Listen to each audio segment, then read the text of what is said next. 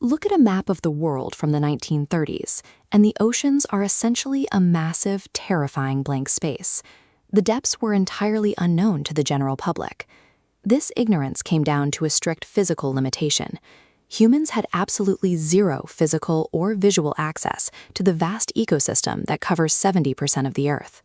If you want people to care about protecting an environment, they first have to see it. Someone needed to figure out how to pull back that curtain. In 1936, Jacques Cousteau had no interest in water. He was a French naval pilot, and his ambitions were locked entirely on conquering the sky. That trajectory violently ended on a roadside. A severe automobile crash left Cousteau with 2 badly fractured arms and a permanently grounded aviation career. His physical rehabilitation required him to swim daily along the Mediterranean coast. During one of these sessions, a friend handed him a pair of basic swimming goggles. For the first time, Cousteau opened his eyes underwater and actually saw the marine life moving beneath the surface. He realized that while the sky was abruptly closed to him, there was a massive, alien world hidden right below the waves. He decided to invent the tools necessary to show it to the rest of us. The first major barrier to exploring that world was oxygen. To breathe underwater in the early 1940s, a diver had to be permanently tethered to a bulky air pump up on the surface. During the Second World War, Cousteau met an engineer named Émile Gagnon, and the two began working on a way to cut that tether completely. By 1943, they had engineered the Aqua-Lung. The true breakthrough inside this device was a component called the demand regulator. This diagram shows the core mechanics. As a diver descends, water pressure steadily increases. The demand regulator solved this by automatically adjusting the air pressure released from the tank, perfectly matching it to the shifting weight of the water outside. The Aqua-Lung gave humans the ability to disconnect from the surface and swim freely through 3-dimensional space, creating the exact mechanics of modern scuba diving. Experiencing the ocean firsthand was one thing, but Cousteau needed to document it. The immediate problem was that the extreme pressure of the deep sea easily crushed standard camera equipment. Cousteau developed the Calypso, an amphibious camera built with a rugged outer casing to withstand extreme water pressure. This resilient design was eventually purchased by Nikon, rebranding it as the legendary Nakano series used by professional divers for decades. Cousteau pushed physical limits even further by designing mini-submersibles.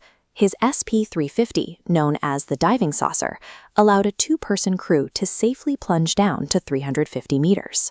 Through these devices, Cousteau actively engineered the lenses and vessels capable of capturing the extreme deep.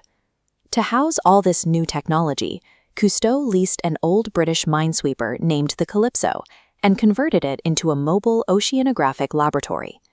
In 1956, he used the footage gathered on these voyages to release The Silent World, a groundbreaking underwater documentary in full color. The film was a massive critical success. It introduced the general public to the complexity of coral reefs, winning both the Palme d'Or at Cannes and an Academy Award. Recognizing the reach of television, Cousteau launched a hit broadcast series from 1968 to 1976. He beamed the latest ocean exploration directly into millions of living rooms every week. Through his distinct narration and passionate crew, marine biology transitioned from an obscure academic science into prime-time global entertainment. Those early broadcasts captured pristine, vibrant coral reefs. But as Cousteau's voyages extended, the reality of what he was filming began to darken. Rampant pollution and industrial overfishing were causing rapid, severe degradation of the oceans. The coastlines he visited were increasingly choked with trash. The exact same technology that finally allowed humanity to witness the ocean's beauty was now documenting its extreme fragility. In 1973, Cousteau stepped away from pure exploration. He founded the Cousteau Society and began leaning heavily into aggressive environmental advocacy. He channeled his immense public influence into leading a successful campaign that ultimately protected the untouched ice of Antarctica from commercial mineral exploitation. Through decades of filming, inventing, and exploring, Cousteau redefined the ocean. What was once a terrifying blank space on the map was now recognized as a delicate ecosystem requiring global stewardship. His guiding philosophy was that people protect what they love, and by giving humanity the eyes to see the deep, he engineered the empathy required to save it.